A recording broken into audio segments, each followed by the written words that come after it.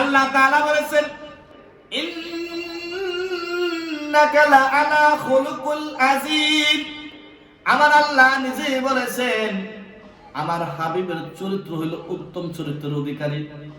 আমার নবীর চরিত্রের ভিতরে কোনো ভেজাল নাই। দুনিয়ার মানুষের চরিত্রের ভিতরে ভেজাল থাকতে পারে, কিন্তু আমার হাবিবের চরিত্রের ভিতরে কোনো ভেজাল নাই। আমার আল্লাহ যে জায়গায় নাকি আমার নবীর চরিত্রের কথা বলেছেন,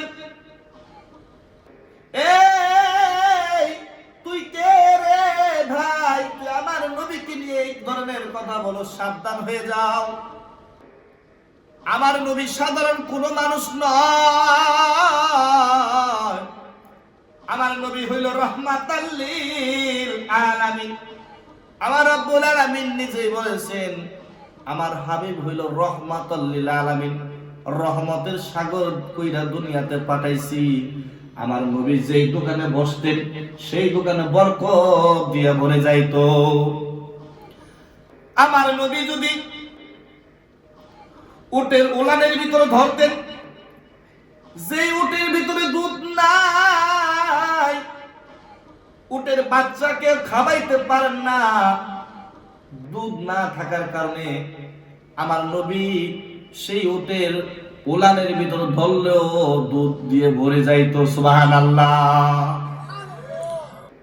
আমার নবী মুহাম্মদ সাল্লাল্লাহু আলাইহি সাল্লাম তাই নয়, পয়গম্বর নবী যদি পেশাব পায়খানা করতেন, দুনিয়ার আতরের ঘ্রাণের চেয়েও কঠিন সুগন্ধি হয়ে যাইত। সাহাবীরা আল্লাহর নবী মুহাম্মদ সাল্লাল্লাহু আলাইহি সাল্লামের ওযুর পানি নেওয়ার জন্য পাগল হয়ে যাইত।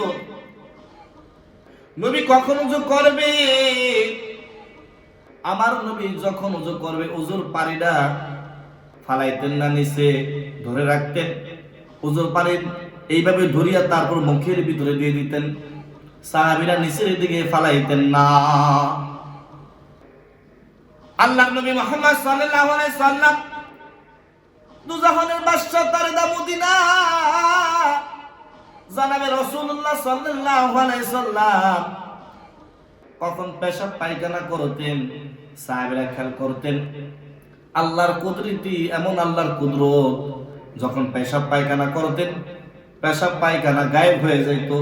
কারণ হইল, আমার নবীর পেশাব পায়খানা দুনিয়ার মানুষ দেখবে, আমার হাবিবের পেশাব পায়খানা দুনিয়ার মানুষ দেখবে, কখনো সম্ভব হতে পারবে না। কখনো এটা সম্ভব না, কখনোই সম্ভব না। সাহাবীরা এমন করে বলতেছেন, হাদিসের ভিতরে আছে, নবী মুহাম্মদ সাল্লাল্লাহু আলাইহি সাল্লাম আল্লাহর নবী যখন নাকি ইস্তেনজা করতে যাইতেন, জরুরত কাজ সারতে যাইতেন, তখন আমরা বাহিরে থাকতাম। নবী সাল্লাল্লাহু আলাইহি সাল্লাম যখন নাকি কাজ সেরে চলে আসতেন, যখন আমরা ভিতরে প্রবেশ করে দেখতাম সেই জায়গায় কোনো ময়লা নাই, পেশাব নাই, পায়খানা নাই, কিছু নাই। আমার বন্ধু আল্লাহর নবী মুহাম্মদ সাল্লাল্লাহু আলাইহি সাল্লাম একদিন সিংহা দিয়েছিলেন, যেটাকে হিজামা বলে। নবী মুহাম্মদ সাল্লাল্লাহু আলাইহি সাল্লামের শরীরে অনেক ব্যথা ছিলেন, যন্ত্রণা ছিলেন। সিংহা দিলেন, লাগানোর পর বিশুদ্ধ কিছু ময়লা আবর্জনা, কিছু রক্ত বের হইলেন। এগুলো তারপরে একটা শিশির ভিতরে ঢুকানো হইল। সাহাবীরা বলো, সাহাবীরা ধরো এটা ফালাইয়া দাও দূরে কোথাও। এক সাহাবীকে দিলেন, সাহাবী করলেন কি, সে রক্ত ডক ডক ডক ডক করে খেয়ে ফেললেন। সুবহানাল্লাহ।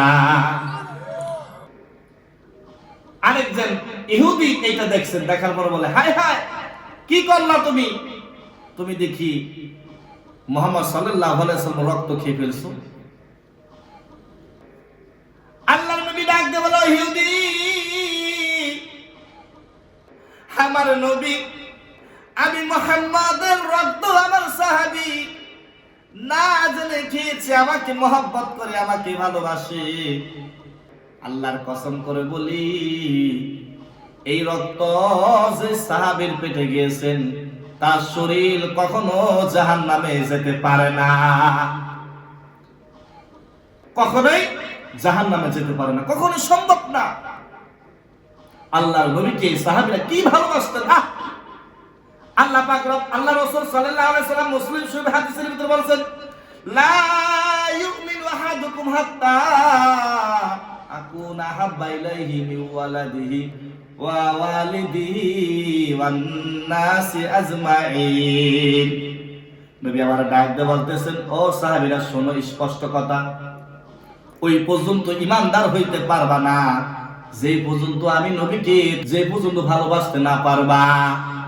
তোমার টাকা, তোমার পয়সা, তোমার ধন, তোমার সম্পত্তি, তোমার নারী, তোমার গাড়ি, তোমার ব্যবসা, তোমার বাণিজ্য, সব কিছু থেকে আমি নবীকে যে পর্যন্ত ভালোবাসতে না পারবা